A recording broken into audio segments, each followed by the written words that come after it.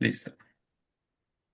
Buenos días a todos y a todas los que están en esta presentación virtual del Seminario Interno de Investigación del Instituto de Investigaciones Históricas de la UABC y también a los que lo van a ver en las redes sociales del instituto.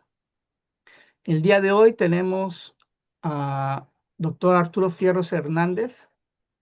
Él es historiador especializado en Historia de la Salud Pública en Baja California. Es maestro en educación y actualmente cursa el doctorado en desarrollo global en la Universidad Autónoma de Baja California. Su investigación se centra en las epidemias, las políticas sanitarias y las dinámicas transfronterizas de salud entre Baja California y California desde finales del siglo XIX hasta el siglo XXI. Ha publicado diversos artículos sobre influenza, rabia, infecciones de transmisión sexual y campañas sanitarias en la región fronteriza. Sus trabajos buscan integrar la historia regional al debate más amplio de la historia global de la salud pública. Muy bien, entonces le damos la bienvenida al maestro Arturo Fierros y pues le cedemos la palabra. Después de la presentación, pues tendremos un momento de reflexiones. Muchas gracias. Adelante, Gracias, Arturo. profesor. Gracias a todos los que están aquí, ¿verdad? Y los que verán posteriormente la transmisión, por su tiempo, ¿verdad? Voy a hablar un poco sobre cómo se construye la historia de la salud, ¿verdad? El profesor me ha pedido una disculpa. A ver, un segundo, estaba haciendo un poco de ruido aquí.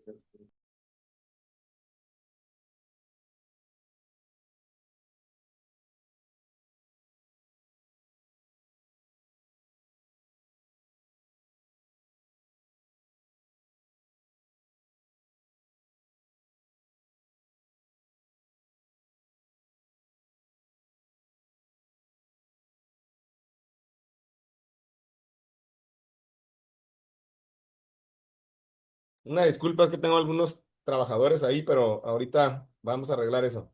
Gracias. Un segundito.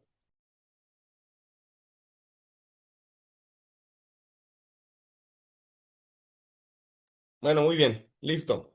Bueno, entonces, como comentaba, ¿verdad? Vamos a hablar sobre cómo se construye la historia de la salud pública, historia de la medicina, historia de las enfermedades, historia de las epidemias. Eh, digamos, lo que se englobaría, estamos trabajando con un colega de allá de la Ciudad de México en un artículo sobre las historias de las ciencias de la salud, historiografía.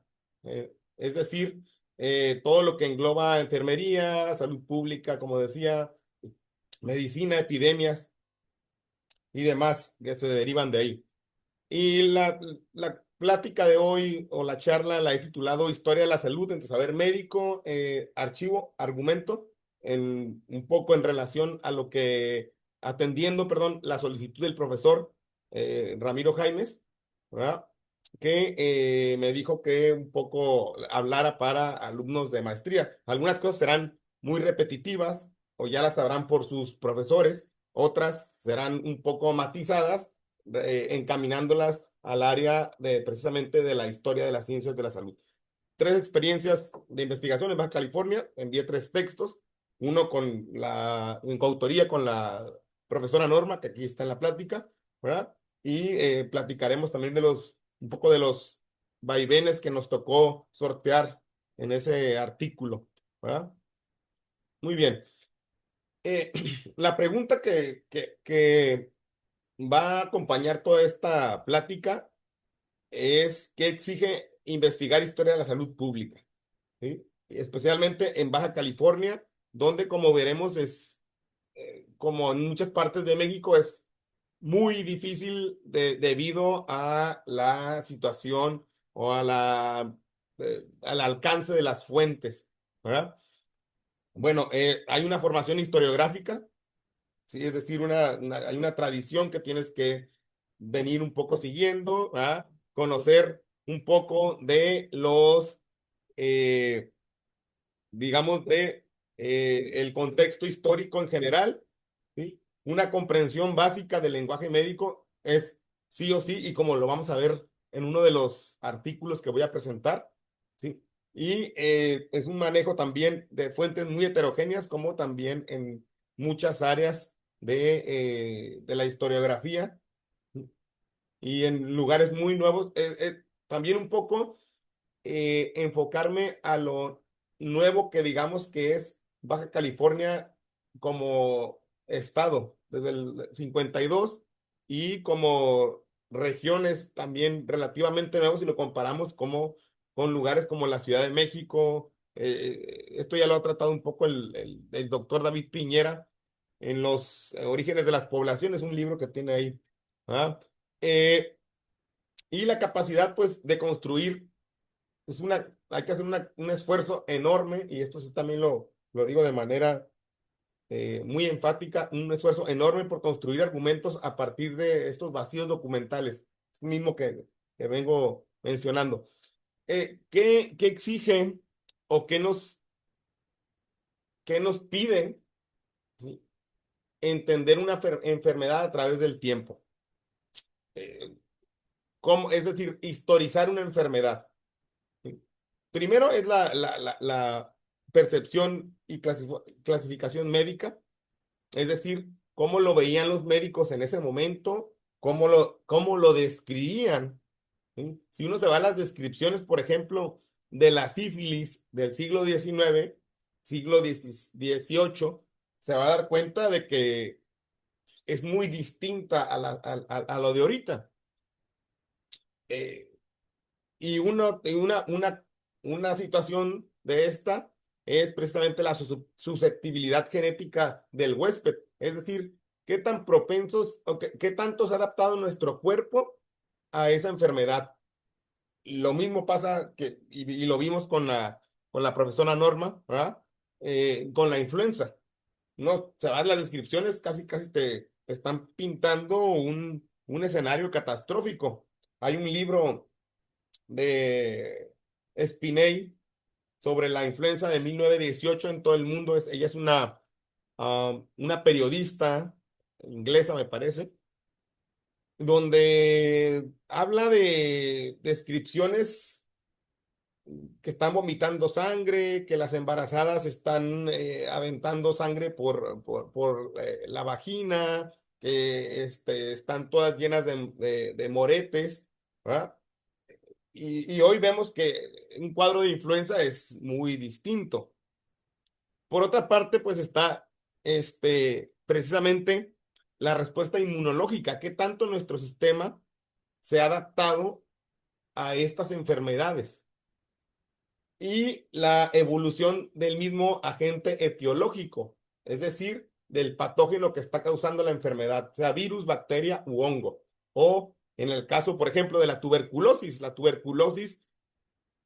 ahí tiene una evolución, ahí recurrimos a lo que llamamos la historia natural, tiene una evolución mm, muy particular y específicamente en el caso de Baja California. La gente que somos de Baja California o la mayoría de personas que somos de Baja California, tenemos cierta inmunidad hasta que digamos, hasta que otra enfermedad nos ataca y debilita nuestro sistema inmunológico, como por ejemplo el VIH-Sida o la misma diabetes.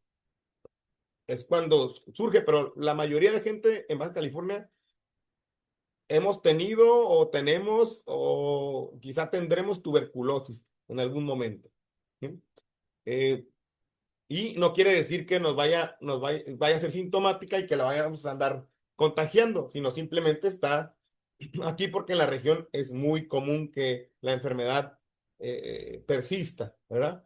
Y luego finalmente otro de los aspectos fundamentales es la terapéutica disponible. También esto lo vamos a ver un poco en el cuadro, en el caso del programa de profilaxis antivenérea que un poco me tocó historiar, ¿verdad? Es decir, los medicamentos los mismos antibióticos, los retrovirales, los antifúngicos han generado que la enfermedad se vea diferente en cada etapa histórica por la que hemos pasado.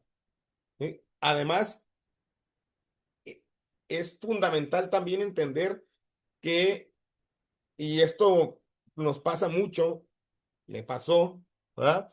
que porque hayan descubierto un antibiótico, un medicamento, un retroviral, un antifúngico, no quiere decir que automáticamente esté en todo el mundo, ¿sí? Hay que contextualizar el descubrimiento mismo, cuánto tarda en llegar a regiones, a qué regiones no llega. No es lo mismo Tijuana que la Ciudad de México o que Durango o que Sinaloa, ¿sí?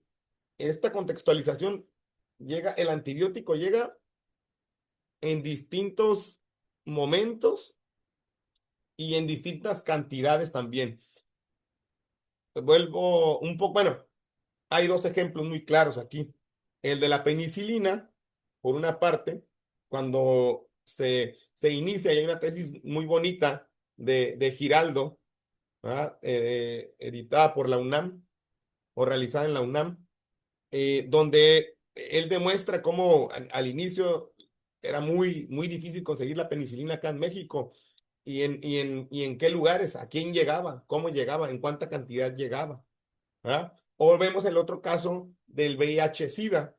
En la década de los 90 era más fácil para los residentes de Tijuana conseguir, o era relativamente más fácil para los residentes de Tijuana conseguir retrovirales, los primeros, como el AZT en la ciudad de San Diego, que para un residente de la misma Ciudad de México, es la capital, que se supondría que tendría que haber más, ¿verdad?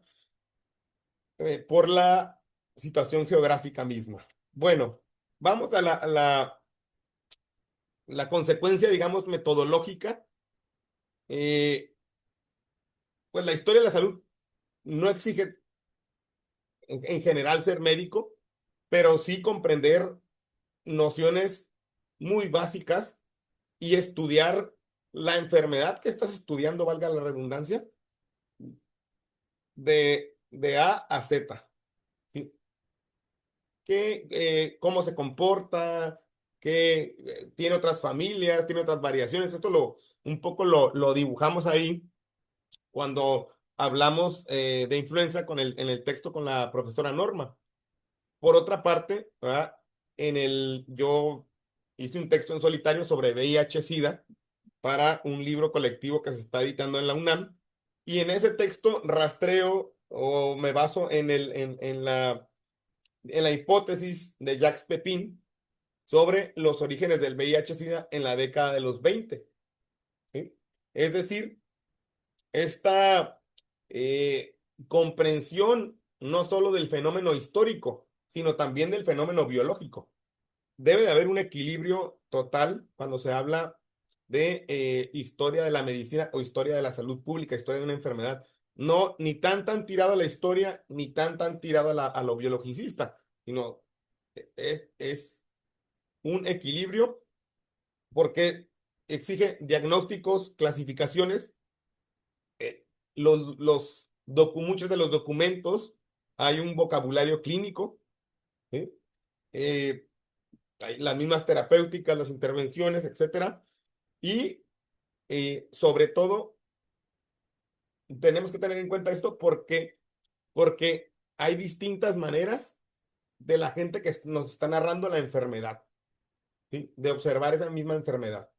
Entonces, cuando nos narran esta enfermedad, nosotros tenemos que estar preparados precisamente con todo este bagaje que viene atrás, porque recordemos que estamos trabajando con virus y bacterias, que esos virus y bacterias, y lo vimos con COVID, en un segundo, en unas cuestión de semanas, de días, de meses, mutan, los procesos son distintos, salen cepas diferentes, salen eh, eh, clados distintos y tipos distintos también, y cambia, ¿verdad? Entonces, ¿puede cambiar un poco la sintomatología? Por supuesto que puede cambiar, y con base en eso, cambia la descripción de quien la está viendo. Ujú. Y bueno, ahora, ni historia sola, ni medicina sola. Hace poco fui a dar una plática sobre salud global, a la maestría en salud pública, donde tomé algunas materias. Esto es importante si quieres introducirte a la historia de la medicina, sí o sí tienes que aprender y empezar a aprender de los médicos.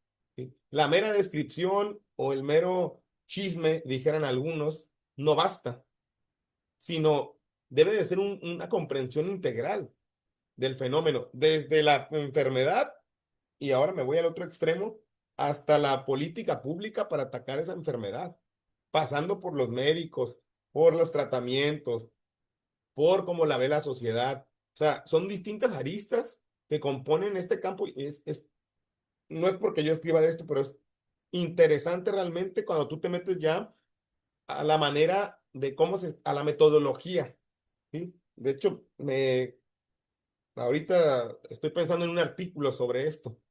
¿Sí? Eh, no, o sea, tú llega un momento, y este es el punto número uno, en el que tú puedes interpretar de manera errónea lo que se está tratando en el documento si no tienes en cuenta estos elementos para poder estudiar, perdón, esa problemática o esa temática. O sea, es un poco, eh, recurro a lo que Pierre Vilar llamaba pensar históricamente, es decir, la totalidad del fenómeno. ¿Sí? Los fenómenos no son aislados.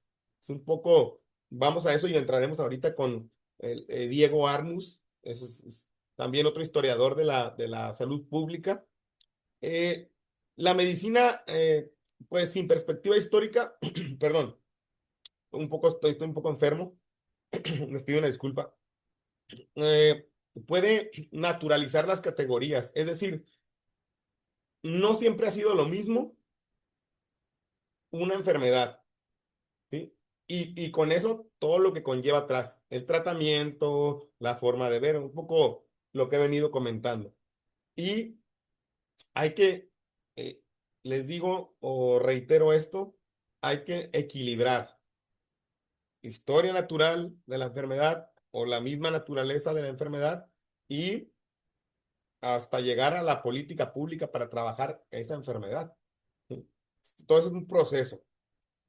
En este sentido, es un poco en lo que yo he venido haciendo énfasis en mis artículos, por lo menos en los últimos 5 artículos, ¿ah? Incluido el que trabajé con la profesora Norma. Ahí tenemos otro también que ya lo están editando, ¿verdad? Y eh, ver cómo se trabaja o qué qué ejes temáticos se vienen trabajando en una región. ¿Para qué? Para poder de ahí nosotros anclarnos o empezar a debatir historiográficamente, ¿sí? Porque eh, no es lo mismo, ¿sí? Trabajar una enfermedad en América Latina que una en Europa, en un contexto global, ¿sí? Además de hablar de las conexiones, también tenemos que hablar de esas inconexiones que hay. Y es un poco también lo que se trabajó en este artículo que ya ha venido multimensionando o mencionando en diversas ocasiones, que es el de influenza con la profesora Norma. Hay diversas vertientes, ¿sí? Y un poco las he venido hasta mezclando ahorita, que clasifica Armus en su artículo de 2002, creo recordar, ¿sí? Es la historia de la medicina, la historia de la salud pública y la historia sociocultural de la enfermedad, que engloban procesos distintos o nos llevan a procesos distintos que están bajo un mismo eje temático que y en la UNAM, en su doctorado que ellos tienen, lo han clasificado muy bien, que es la historia de las ciencias de la salud, ¿sí?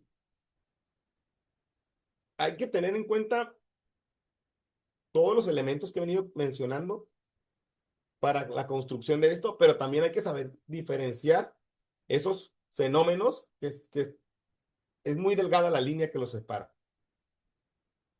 Bien, ahora vamos a sentarnos ya en Baja California un poco.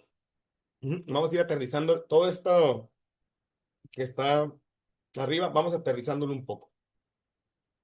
Eh, ¿Qué implica investigar la historia de la salud pública en Baja California?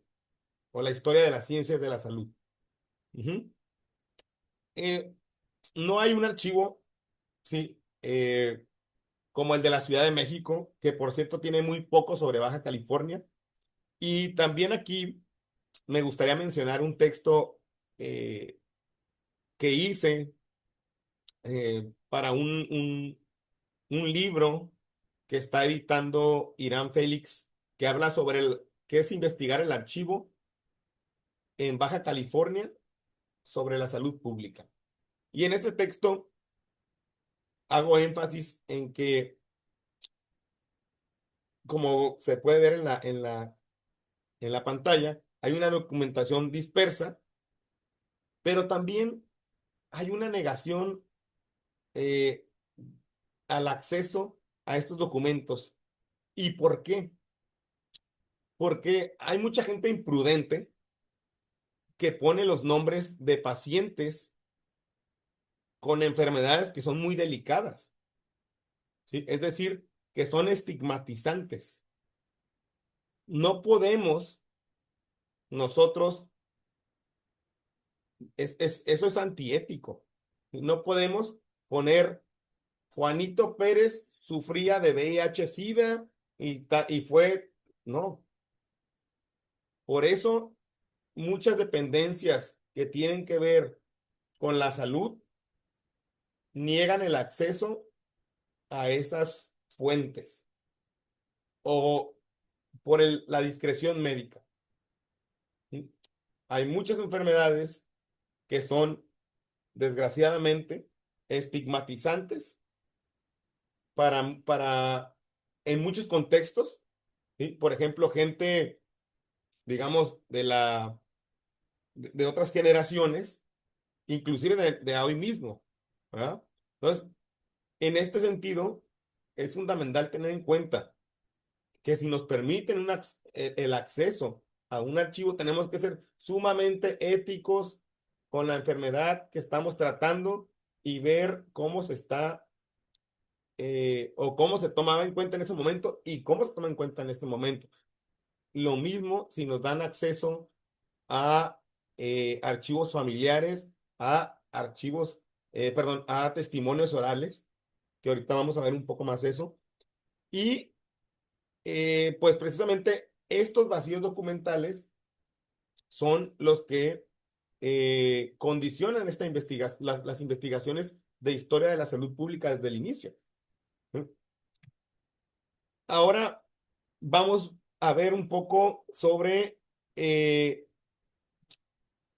cómo se construye en el trabajo. Ya venimos viendo esto del cruce de fuentes y vamos a las fuentes mismas. Ay, perdón, una disculpa. Sí, ¿cuáles son las fuentes y los niveles de lectura? ¿Mm? Registros civiles.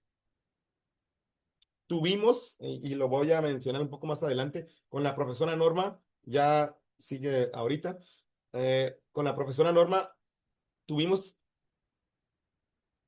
mucha dificultad para entrar o para conseguir, más bien, los registros eh, de, de personas fallecidas en el municipio de Tijuana y en el de Mexicali. Por esto mismo que les digo, en el de Ensenada nos lo enviaron a través del portal de transparencia, pero borrados los nombres. Perfecto. ¿Ah? Por por esta situación de el secreto médico.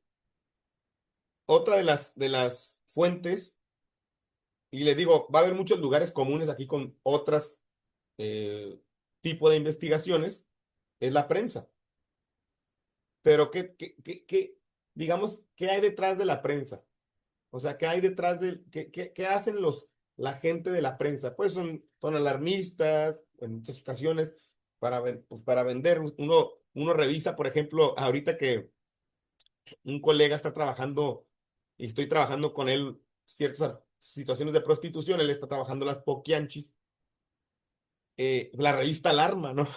¿Qué hacía la revista Alarma? Pues precisamente las notas eran súper sensacionalistas, ¿sí? Moralización, estigma. ¿Por qué? Porque no es un público especializado el que está escribiendo ahí. De hecho, uno revisa, ahorita viendo el libro de Intimidades de un médico del doctor Iván Pérez Solís, y los mismos médicos tienen mucho sesgo eh, por el contexto en el que precisamente crecieron, ¿verdad? Eh, los documentos, digamos, del sector salud traen un lenguaje técnico y prioridades institucionales, formas de intervención, pero también tienen este sesgo que les digo, ¿verdad? Uno, eh, me tocó ver un archivo donde estaban hablando de, creo que por aquí lo debe tener en la computadora, que hablan de hombres homosexuales en la década de los 40 50 muy despectivamente, cuando estaban en las campañas antivenerias derivadas de la Segunda Guerra Mundial. Los médicos se refieren a ellos muy despectivamente y traen precisamente todo este estigma, ¿verdad? Están hablando de la Ciudad de México. Los testimonios, pues son experiencia social, memoria y vida cotidiana. Hay que tomarlos también eh, con muchas pinzas, hay que tratarlos con mucha delicadeza. Una, por la confianza que te está dando la persona, y en segundo lugar, eh, que el conocimiento popular uno lo debe de saber distinguir de la enfermedad como tal. ¿Por qué? Porque uno se puede, digamos, eh,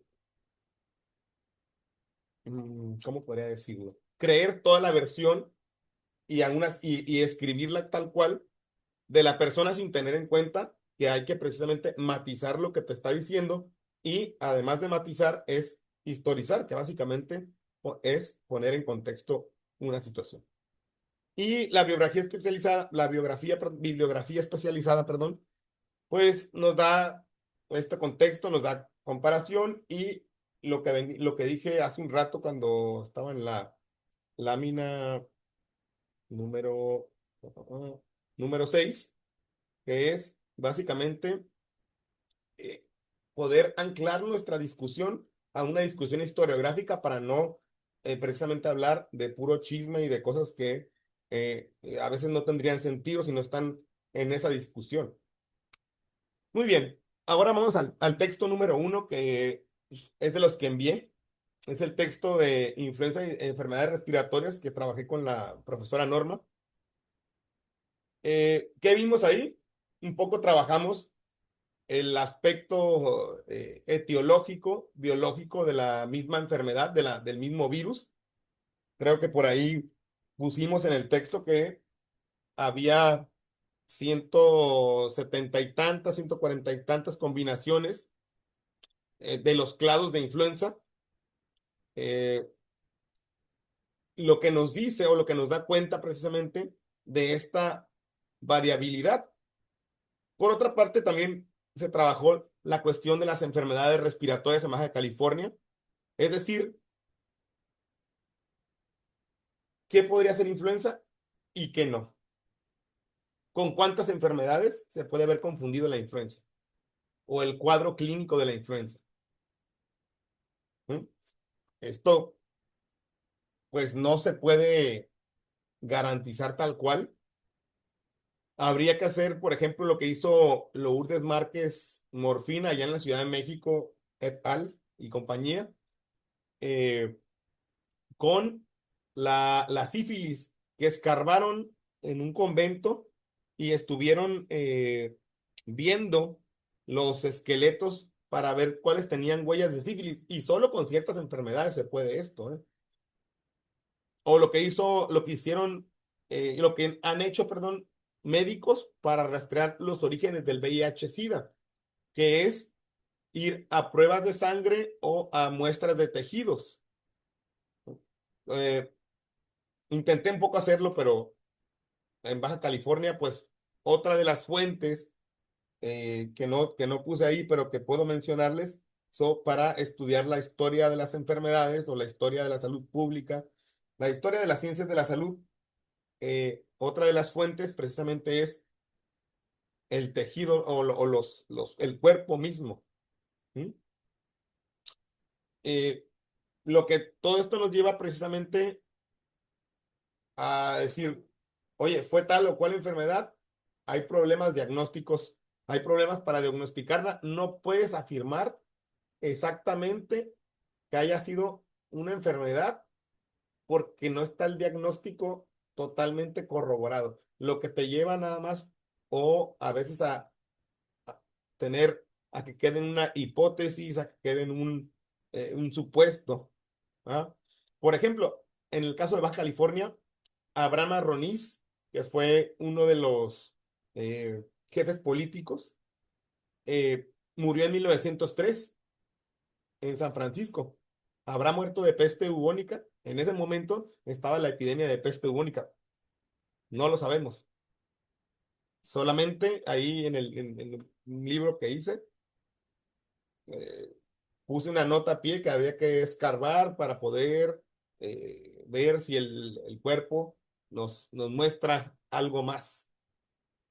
Eh, en este texto también que se realizó con la profesora Norma, ujú, un poco tratamos el subregistro. ¿Qué es el subregistro? Lo que no está registrado oficialmente, digámoslo de cierta manera. Y nos dimos cuenta también que en el panteón de Mexicali, pues tenía uno de los registros de los panteones que guarda el Hernán Franco, el historiador Hernán Franco, con el personal de la UABC Mexicali, eh, que había más muertes de enfermedades respiratorias durante ese periodo, pero precisamente nos lleva al punto anterior: asma, bronquitis e influenza. Solo eran tres, creo recordar. Entonces, estamos todavía, la historia de la medicina, bueno, la historia de las ciencias de la salud está en una constante evolución y depende mucho para llegar a ser lo que muchos pretenden que sea, que es una ciencia. ¿Sí? Depende mucho de la tecnología disponible y del recurso que tenga el investigador. Eh, y un poco del acceso incompleto a los registros, lo que ya mencionaba. Tuvimos que hacer una petición por un sistema público de transparencia para poder entrar a los archivos, y aún así nos negaron el acceso al archivo perdón, al registro civil de Tijuana y al registro civil de Mexicali.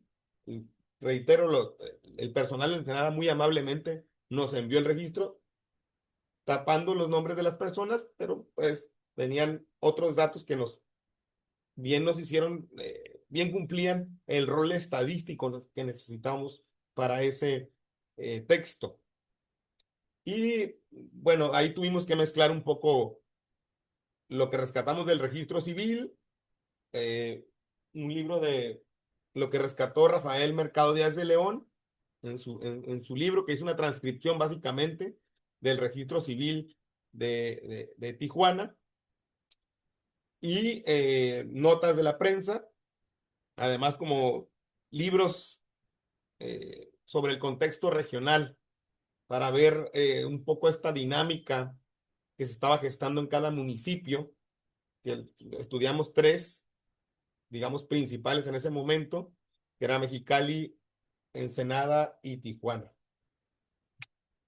Ahora bien, el otro de los artículos que envié como ejemplo es el de rabia, perros vagabundos y urbanización. ¿Sí? Es una mezcla que hice para poder entender las dinámicas urbanas de Baja California, principalmente de la ciudad de Tijuana.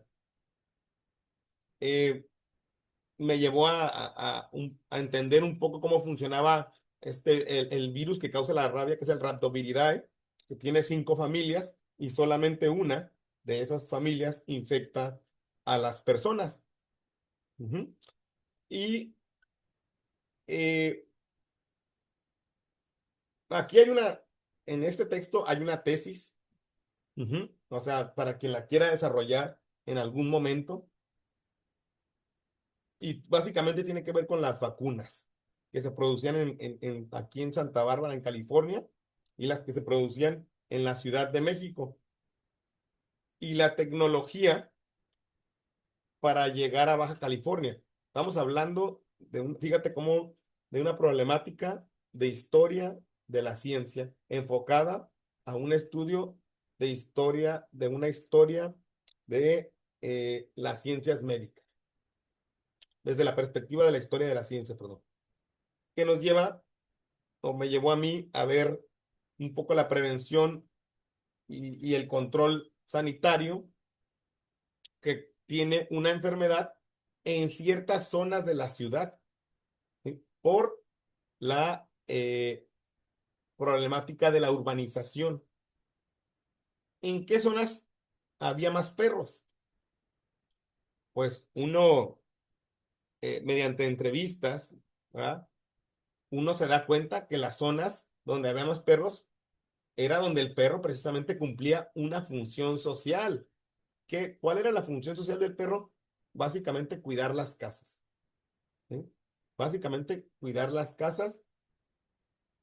Hay una entrevista ahí en el archivo de la palabra que la doctora Viviana Santiago fue una de las principales personas que rescató ese archivo, que en paz descanse, ¿verdad? Donde esa función social del animal, del perro, se ve muy clara de una entrevista que hacen sobre Tecate a una persona del rancho Neji, me parece, si no mal recuerdo. Y eh, esta persona refiere que el perro le ayudaba a cuidar el ganado a su familia.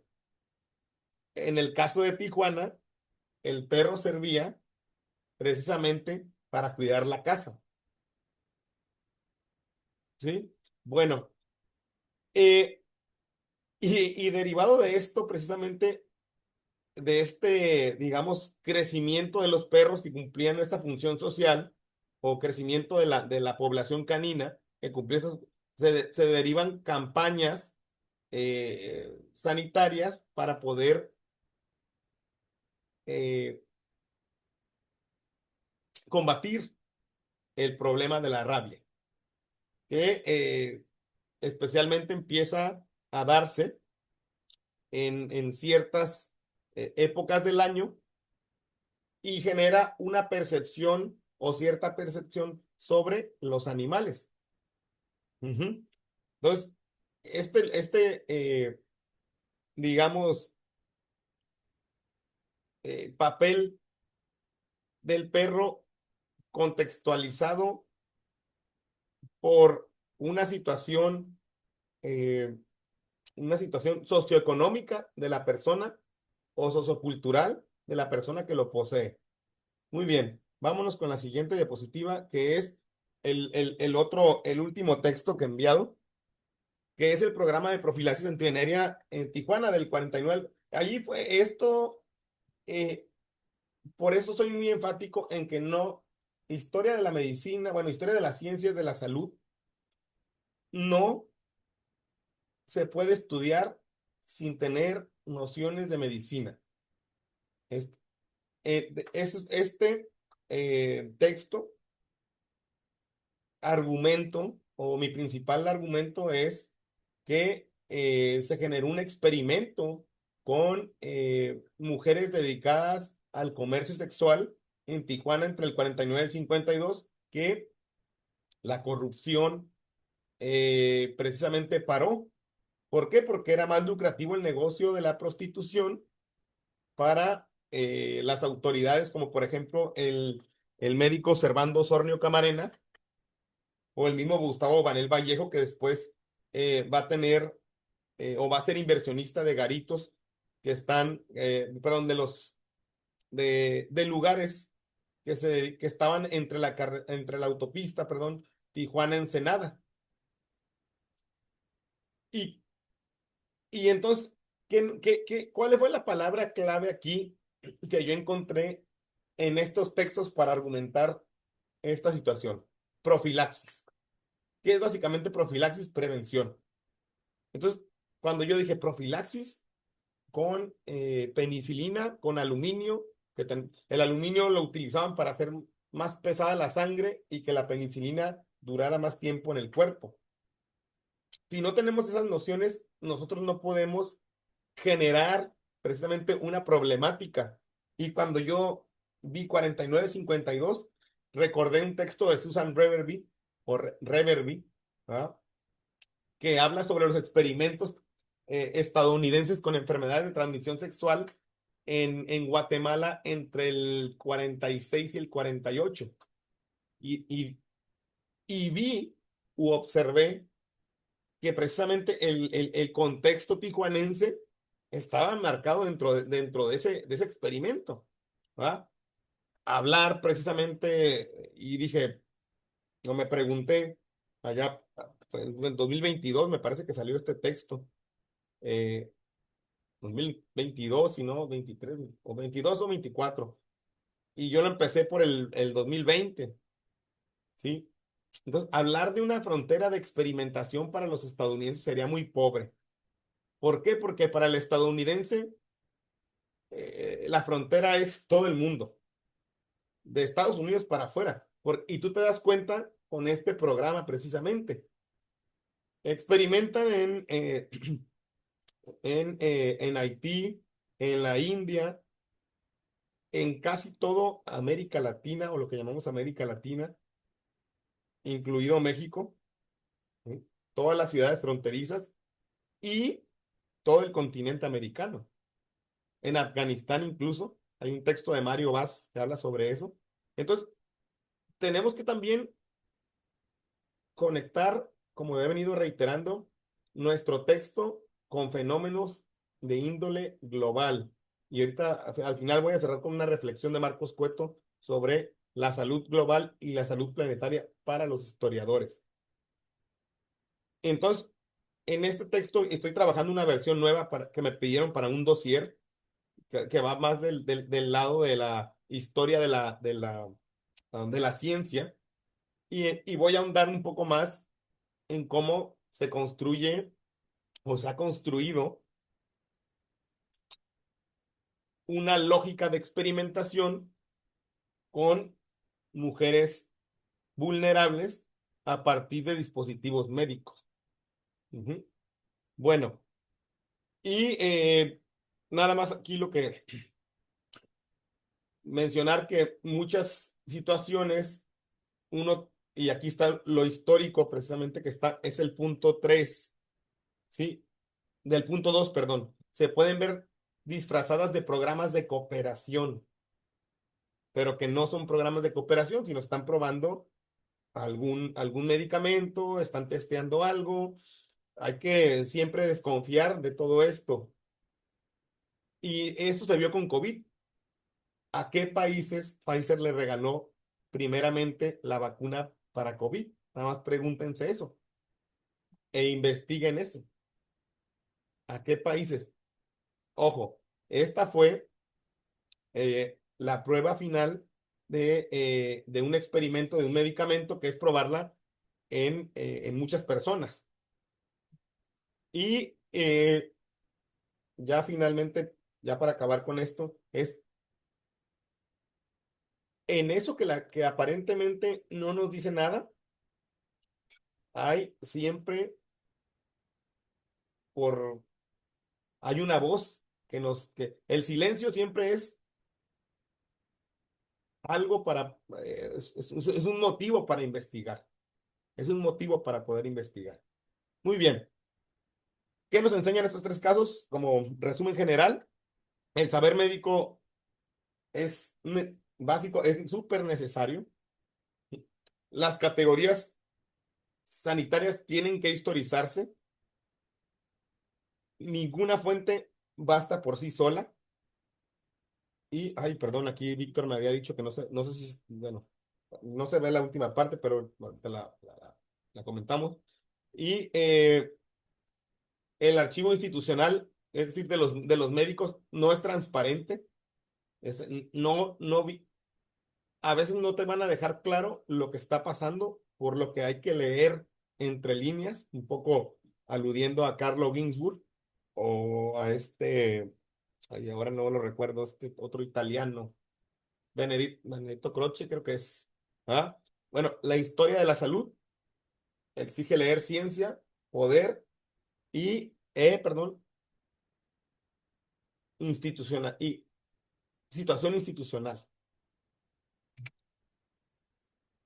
Un poco lo que comentaba sobre Marcos Cueto y este texto que tiene sobre los historiadores y la salud planetaria. Eh, Anclar el problema de nosotros a múltiples fuentes, pero además, ya lo he venido comentando, a problemáticas historiográficas que se están generando y a nuevas tendencias o nuevas formas de hacer historiografía o de cómo construimos. Ya nos lleva al terreno epistemológico, metodológico y operacional, que termina con la escritura de un texto interpretativo a final de cuentas. No nada más, no termina precisamente con como bien dice ahí, con la reconstrucción de epidemias o instituciones. Hay una salud global, hay una salud planetaria, la salud ambiental, que todos estos multifactores, el texto de Spiney, el, el, el, el primero y el segundo, el primer y segundo capítulo, es un claro ejemplo de esto que está mencionando Marcos Cueto aquí. O sea, ella juega con escalas, juega también, inclusive menciona o nos comenta que quizá muchos de los patógenos que se están, perdón, el patógeno que generó la epidemia de influenza fue quizá posible gracias a fenómenos ecológicos. ¿Sí? Ahora bien, ¿cómo lo contextualizamos esto en la actualidad? Nada más hay que ver el deshielo el deshielo polar, ¿no? De los polos. Los científicos han encontrado bacterias eh, y virus que no se habían visto o que no habían localizado por lo menos. Entonces, esto nos va a afectar sí o sí. Entonces, cuando escribimos historia de las ciencias de la salud, contextualizamos en este mismo sentido. Y por eso nos lleva al último punto, que es conexiones entre enfermedad, ambiente y desigualdad. Otra vez, no nada más estudiar historia de las ciencias de la salud no nos pide nada más o no nos exige un, eh, no es, no es unifactorial, es multifactorial el análisis que tenemos que hacer. No es nada más una causa monocausal, sino hay que observar alrededor de ese patógeno que se está dando y de la persona que va a aportar el patógeno y que va a sufrir la enfermedad. Finalizo con esto, con esta reflexión. Investigar historia de la salud exige más que reunir documentos o hacer una seriación. Saber un lenguaje médico. Yo he tomado clases en medicina, he tomado clases en salud pública, estoy en constante diálogo con médicos, con salubristas, con epidemiólogos, con enfermeras, eh, con gente que está introducida en el campo de la salud. Si no tienes eso y si no eres humilde y no te das cuenta de que tú como historiador no puedes llegar a esos saberes, no vas a poder desarrollar una historia de la salud pública o una historia de las ciencias de la salud. ¿Por qué? Porque los archivos precisamente tienen estos límites de los que ya he venido un poco comentando. Historizar las categorías sanitarias, es decir, poner en contexto quién lo dijo, cómo lo dijo, cuándo lo dijo, por qué lo dijo, todo esto que deriva y que sus profesores eh, se los irán o se los han ido enseñando durante la maestría o el doctorado. Cruzar tipos de fuentes y escalas. Escala en el programa de profilaxis antivenérea, en ese texto, hablé de una escala estatal, bueno, municipal, porque hablé principalmente de Tijuana, pero que está conectada con eventos que se dieron a escala mundial. El texto de influenza, por ejemplo, habla de una escala estatal, pero es un evento de una escala global, es decir, una pandemia como la que nos tocó vivir. Y eh, este mismo texto de influenza pretende aportar datos para el análisis de esta escala global, ¿verdad? Eh, ¿Cuántos murieron? ¿Cómo murieron? Si pudieron, si hubo un alza en la mortalidad en ese momento, etcétera, etcétera. Y ya termino con esto, doctor Ramiro, y agradezco de nuevo a todos. Es eh, precisamente llenar estos vacíos historiográficos, que los hay pocos en Baja California. Eh, yo soy el único que trabajo esto y un poco la doctora Norma ya en estos dos textos que sacamos se va introduciendo, ojalá que va a trabajar más y trabajamos, más bien trabajamos toda la parte sur que yo desconozco poco, ella la conoce más, ha estado más en el archivo Pablo L. Martínez, me parece. Entonces desconozco la parte sur y trabajé ahí con ella hicimos una colaboración en el texto de influenza y en un texto de viruela como comenté, lo estaban editando. Y pues en el norte está Irán Félix Rosas en, en Sonora, en Baja California Sur está Ignacio Rivas y alguna que otra gente por ahí, pero así como hay mucho todavía, mucho trabajo, mucho vacío historiográfico en este campo. Se pueden hacer, los textos que yo he estado trabajando, pues son para hacer después desarrollar tesis o libros o algo, ¿ah? Porque aunque sí tienen digamos, y esto sin pretender, ¿ah? Sino más bien es disciplina que he tenido, eh, pueden desarrollarse tesis porque es más documentadas. He estado haciendo, son exploraciones, básicamente. Y con esto cierro. Si hay preguntas, comentarios, si alguien quiere, voy a dejar de presentar ya. Si alguien quiere mencionar algo, podemos dialogar, no sé. Muchas gracias, maestro Arturo Fierros. Pues a mí sí me gustaría plantear estas conclusiones que tienes, a mí me parecen muy interesantes, que no solamente se aplican a la historia de las ciencias de la salud, de Ujú, hecho se aplican a todas las historias, y, y principalmente la cuestión de historizar los conceptos y las categorías. ujú, A mí me parece que es un ejercicio prácticamente fundamental para, pues para cualquier disciplina histórica, cualquier espacio social, cualquier temporalidad. Y en ese sentido, me gustaría que más o menos platicaras eh, en qué forma la influenza fue ganando su categoría, su concepto. El- ¿De dónde viene esta? Me imagino que cada enfermedad debe tener una historia conceptual particular, Ujú. pero sí me gustaría saber si pudieras hablarnos sobre cómo la influenza gana su nombre. Sí, y lo toman de Hipócrates, profesor. El concepto de influenza lo toman de Hipócrates. Es básicamente la mayoría de conceptos de enfermedades son o de, eh, digamos, origen griego o medieval. La mayoría de enfermedades que tú te vas a encontrar, peste, por ejemplo, a la viruela, la podemos encontrar como peste, pestilencia. ¿Por qué? Porque se referían a una enfermedad que atacaba duramente a todos. El concepto de influenza precisamente viene del origen hipocrático de los humores, ¿sí?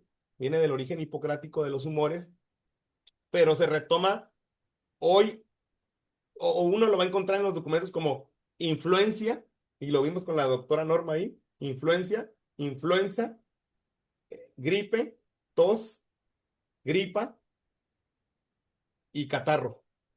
Entonces, ese desarrollo, digamos, durante el siglo XX se le nombró de múltiples formas porque las personas a veces confundían de cómo se pronunciaba y entonces se empezaba a tornar, digamos, de manera popular la manera de pronunciación. Por ejemplo, a ver, aquí tenemos, en los libros uno revisa las tesis de los médicos que llegaron a Baja California y ellos o muchos de ellos van a decir que en Baja California a la tuberculosis la nombran como TB, o sea, TIBI, TB. ¿Por qué? Porque los médicos en Estados Unidos la nombraban TB, o sea, en vez de digamos,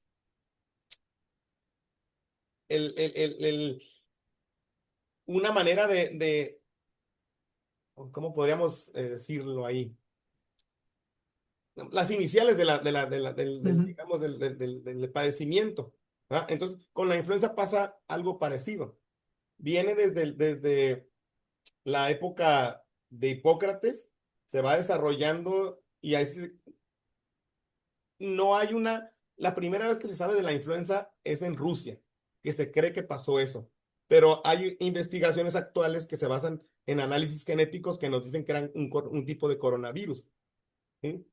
Cuando la pandemia fuerte de influenza, cuando empieza a nombrarse ya de esa manera, es en el 14 y la nombran así en Arkansas, un médico militar de los Estados Unidos.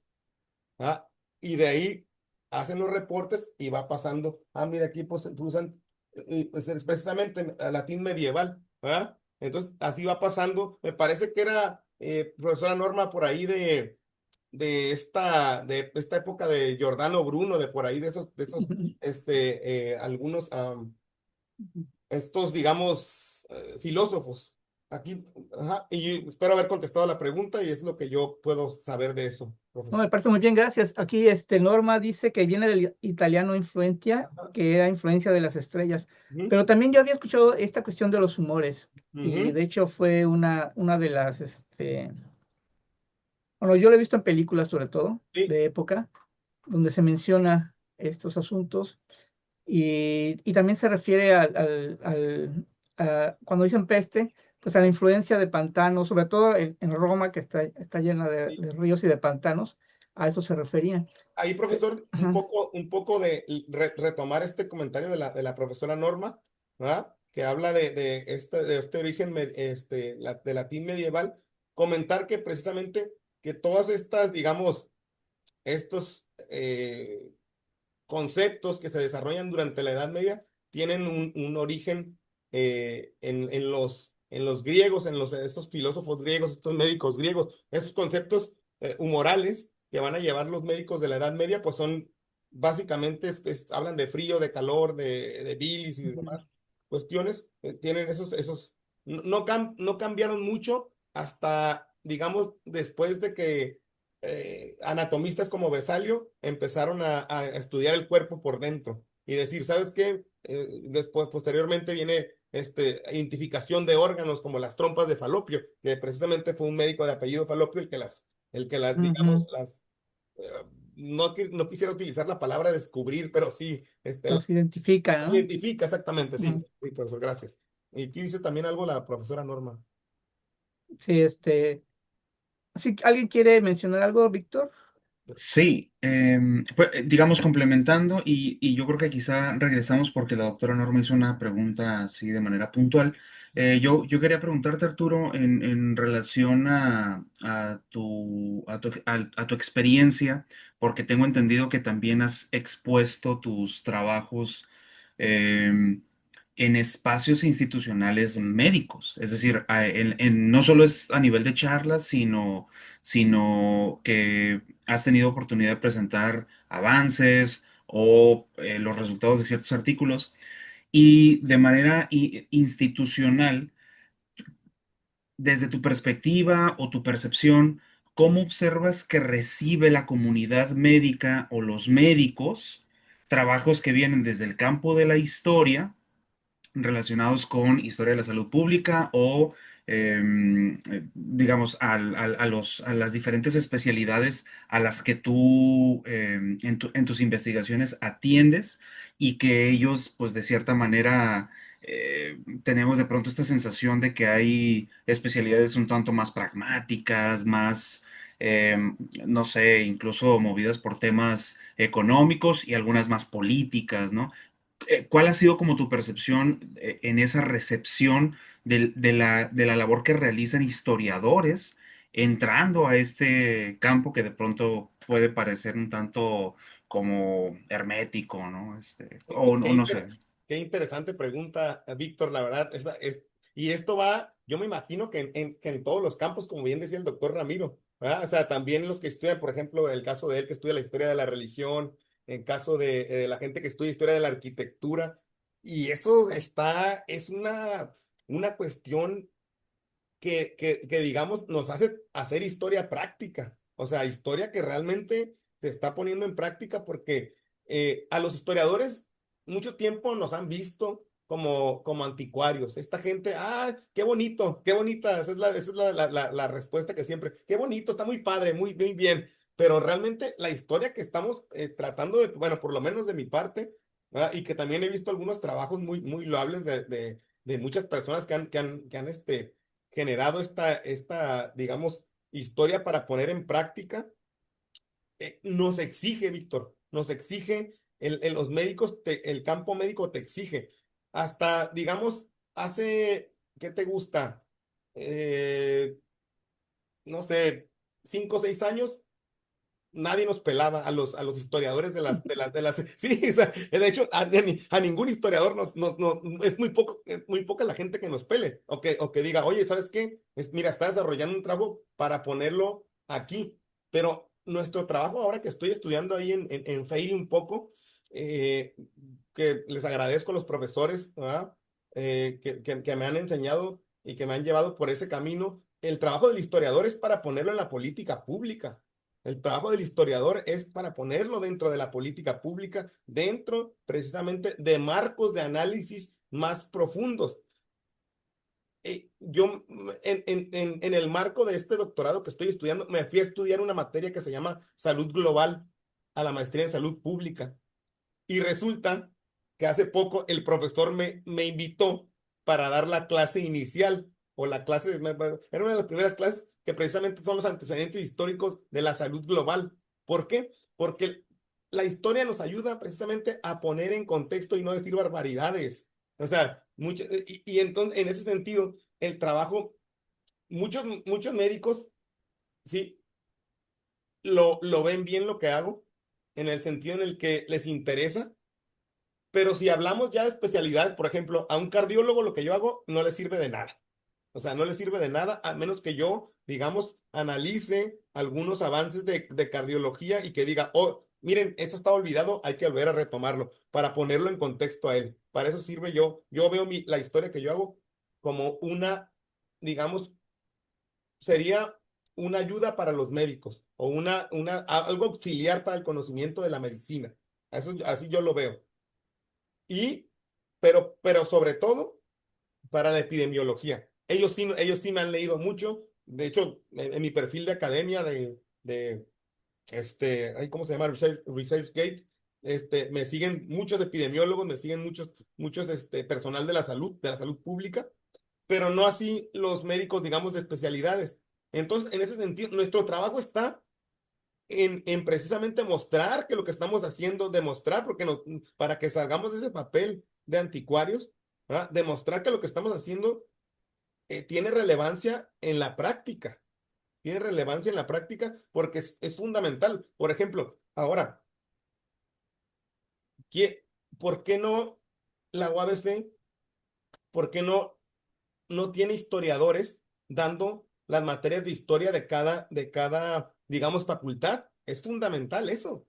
O sea, es fundamental. ¿Por qué? Porque luego descontextualizan, piensan que están haciendo algo, que están inventando el hilo negro cuando ya se hizo eso hace 150 años atrás, 100 años. ¿Ah? Entonces, es fundamental que el historiador cree esa conciencia en todos los profesionistas de todas las áreas. ¿Por qué? Porque contextualizar precisamente nos ayuda a entender que lo que estamos haciendo tiene una relevancia fundamental para el futuro. Entonces, eso es muy importante y los profesores de ahí, espero bueno, más bien, creo firmemente que lo hacen con los chicos del doctorado. O sea, que sí los encaminan a eso. O sea, la historia sirve precisamente para hacer análisis también prospectivos de a dónde vamos. O sea, no es llenar datos sí, qué bonito y que nos digan, y no, yo lo que he tratado de hacer es básicamente hacer análisis epidemiológicos y de salud pública del pasado para traerlos al presente y han servido. O sea, han servido hace poco dije, me sorprendió que me siguiera la subsecretaria de salud del estado y ella le da like a algunos de las cosas que publico, como el de perros y rabia, le dio like. O sea, entonces dices, entonces es cuando te das cuenta de que tu trabajo sirve para la gente que realmente estás trabajando. Pues, o sea, yo, con el perdón de todo el mundo, ¿verdad? Yo no trabajo para que me lean los historiadores, yo trabajo para que me lean los salubristas, los epidemiólogos. O sea, esa es mi tirada, siempre desde el inicio fue esa. O sea, mi sueño, guajiro y todo, ¿verdad? Pero lo voy a decir, es algún día trabajar en un programa de salud pública dando precisamente historia de la salud pública o historia de la salud global o alguna de esas materias. O sea, ese es un sueño guajiro que tengo, pero que nos cuesta mucho, y esto es para todos los que vean el video, los muchachos que están en el posgrado, ¿verdad? Nos va a costar mucho, pero hay que tener persistencia para que esto que hacemos valga la pena. O sea, nos va a costar mucho. O sea, no sé tú, Víctor, yo creo que estás en educación, ¿no? No sé cómo te ha costado a ti. O sea, que te pelen, que te hagan caso, que te digan, oye, esos lineamientos que tú estás estudiando o esa historia de la UABC que tú estás haciendo nos sirve para hacer, digamos, análisis prospectivos, para dónde va la universidad, o sea, eso es importantísimo. O sea, no sé, espero contestar la pregunta. Sí, Gracias, claro, gracias. Norma quiere hacer su Y pregunta, aquí a está. ver, a ver si es posible. A ver, Dice, ahora sí, ¿me escucho? Sí, sí, muy bien. Ah, profesora, perfecto. estamos. Bueno, voy a aprender Yo ya se pasó este comentario que hizo Arturo, pero bueno, muchas felicidades porque creo que es un campo que tiene que seguirse explorando y pues los demógrafos históricos hemos ido avanzando en la parte cuantitativa, Sí, pero también falta también la otra parte más de la historia de las enfermedades, ¿no? Desde especialistas en la salud. Pero bueno, yo iba a hacer, o sea, puse una pregunta en el chat que era primero a nivel de fuentes, baja californiano, ¿no? ¿Hasta qué aproximadamente año se puede consultar estas fuentes de la salud? Y esa era como la pregunta. Y en cuanto a otro, quería abonar nada más sobre la influenza, sobre el nombre, ujú, porque hay, y bueno, yo también hablo como de números a veces, eh, a veces, casi siempre. siempre. Pero las cifras estimadas de muertes a causa de la pandemia en el 18 Ujú, fue de 21 millones a 50 millones en el mundo, o sea, fue muy masivo. Y eso está registrado en un libro que se llama America's Forgotten Pandemic de Influenza of 1918 de Alfred Crosby. Este libro luego primero se publicó en 1976 con otro nombre y después en 1989 y ahí explica la ruta y el camino que tuvo la influenza. Uno de los casos o de los primeros casos ya así conocidos fue en marzo de 1918 en la base militar de Fort Riley en Kansas. Y entonces, pues hay como diversos nombres. Los estadounidenses caían enfermos con fiebre de 3 días o la llamada muerte púrpura. Y bueno, porque se ponían como morados. Y los franceses contraían bronquitis purulenta, los italianos sufrían la fiebre de las moscas de arena y los hospitales alemanes se llenaban de víctimas también de fiebre de Flandes. Entonces fueron como varios nombres, pero pues se fue quedando el de influenza, pero también como como puesto más por los gringos, ¿no? Por los estadounidenses, pues quiero decir. Y bueno, esto fue ahí lo documentamos porque eso fue parte de la ponencia que presentamos sobre influenza. Y este era lo que quería nada más decir. Pero bueno, la pregunta era, pues que también dijera sobre las fuentes y pues Ah, ok. muchas felicidades. Creo que nunca me vi, ¿no?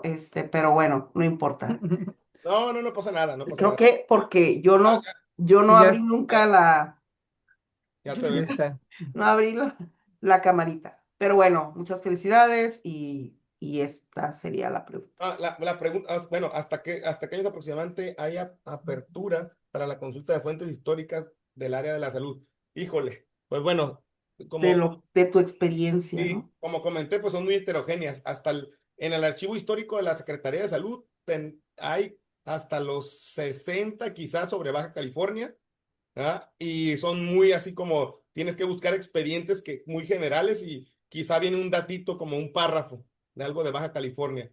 Eh, en el, en el archivo histórico del estado, eh, quizá 70, 60, 60, como que algo pasó, no, no, bueno, no sé, ustedes están más en eso, algo pasó en ese tiempo que dejaron de guardar por algún motivo, alguien que sepa aquí, si puede comentar después sobre archivos, ¿verdad? Dejaron de guardar los documentos. Ahorita inclusive, ustedes sabrán que los documentos, por ejemplo, de los hospitales, del hospital de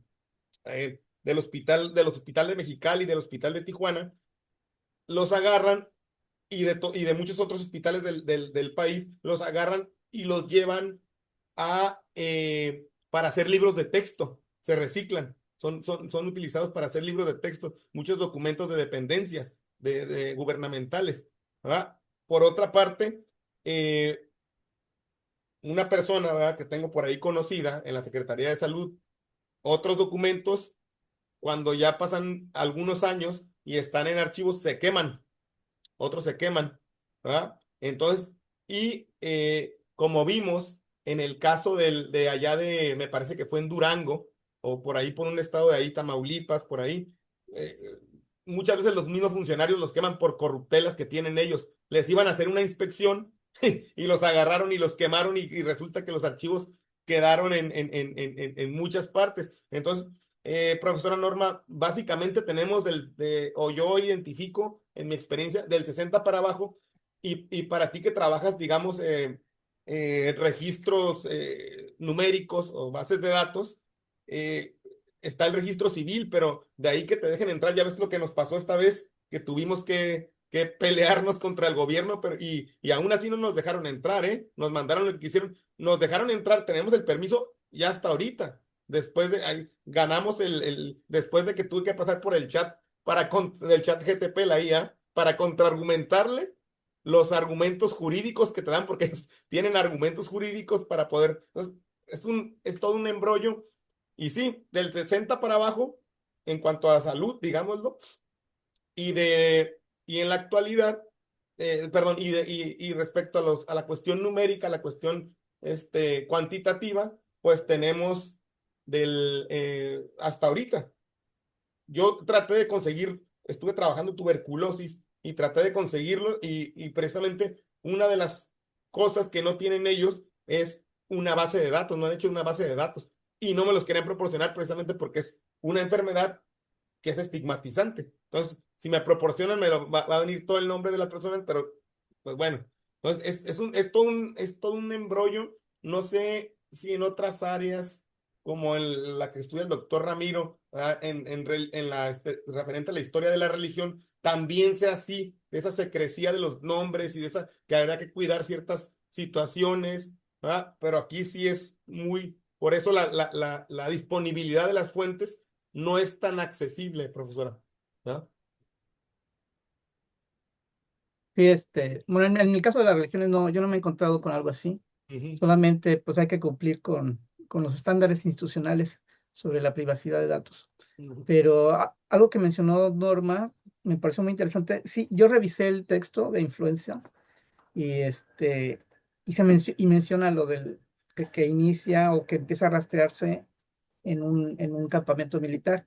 También yo creo que depende de qué país, qué sociedad está registrándolo, porque hay sociedades que no lo pueden hacer tan fácilmente. Pero también depende, y es un ejercicio de poder, porque al final los estadounidenses le ponen influencia española Ujú. sin tener ninguna base científica para decirlo, simplemente pues, sus prejuicios. Claro. Entonces, yo creo que es un asunto, este asunto de historiar las enfermedades, que va a venir aparejada de todos estas cruces de poder en muchos casos, que me parece muy interesante que deban ser estudiados y contemplados, ¿no? En los trabajos. Muy bien, no sé si alguien, Nada si más para, Víctor, Arturo, adelante. y Ujú, comento lo último, profesor, yo ya, y si gustan ustedes seguir comentando, pues aquí estamos, ¿no? Pero esto de la influencia española, profesor, tuvo muchos nombres, ¿eh? O sea, como dijo la profesora Norma, tuvo muchos nombres, o sea, hay una en el texto de Spinell, que por ahí citamos en el artículo con la profesora, por lo menos hablamos de 50, 50 nombres, no recuerdo la cantidad, pero es bastante. Y se queda española porque los españoles, como no están en la Primera Guerra, son los que la logran documentar. O sea, en la prensa española es en la que sale mayormente. ujú, Entonces, y usted tiene razón, o sea, digamos, un ejercicio de poder decir que viene de alguna parte. Por ejemplo, la sífilis se le conocía como el mal napolitano, el mal francés. O ujú, sea, para decir, ¿sabes qué? Tú tienes el problema es tuyo, ¿eh? Tú viene de ahí, te estigmatizamos y estigmatizamos a toda la gente que venga de ahí. Entonces, ese ejercicio de poder que usted comenta es muy interesante, es un poco, lo explora un poco Michel Foucault, yéndose muy del lado de la interpretación, pero también lo explora muy bien Roy Porter en Breve Historia de la Locura, ¿verdad? Entonces, en ese texto, Porter sí hace como digamos, un balance entre lo que es la enfermedad como tal y lo que es la situación vista desde el poder. Entonces, eso estaría muy bien hacer algo sobre eso, sobre Baja California, pero faltan fuentes, ¿verdad? Me emociona mucho el bueno. tema. Muy bien, la falta de fuentes no debe ser un obstáculo, me imagino, pero te agradecemos, Arturo, por la disposición y por haber expuesto tan claramente los trabajos que ha realizado, sobre todo con los que ha realizado con Norma. Y pues animamos al público que nos va a ver después, que no se pierdan los, los seminarios, las sesiones que nos faltan. Vamos a concluir con esta y agradecemos a las personas que virtualmente nos acompañan, al ponente, al conferencista, pues muchas gracias, Arturo, y esperamos que nos volveremos a ver la siguiente ocasión. Sin más problemas, pues les agradezco y felices vacaciones a todos y a todas. Muchas gracias, gracias. Nos vemos. Gracias y espero que comenten en la caja de comentarios, preguntas y abran Ah, debate. sí, Abran claro, debate. el correo de Arturo va a estar abierto y a disposición de todos aquellos que quieran comentar, ujú, o preguntar. Muy bien.